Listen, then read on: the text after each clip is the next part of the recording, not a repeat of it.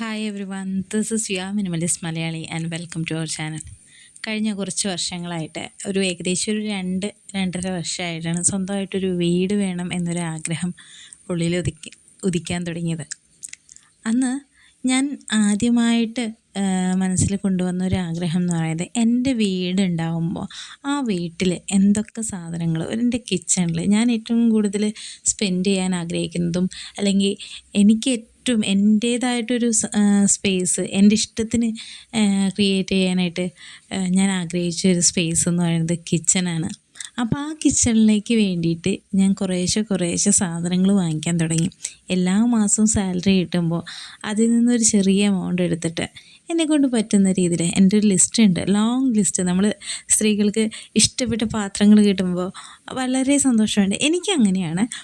അപ്പോൾ ഞാനങ്ങനെ ഓരോ പ്രാവശ്യവും എനിക്ക് സാലറി കിട്ടുമ്പോൾ, ഈവൻ എൻ്റെ കയ്യിൽ ചിലപ്പോൾ ചില മാസങ്ങളിൽ ഭയങ്കര ടൈറ്റാണെങ്കിൽ കൂടിയും ഒരു പാത്രം ഞാൻ വാങ്ങിക്കാൻ ഉദ്ദേശിക്കാറുണ്ട്.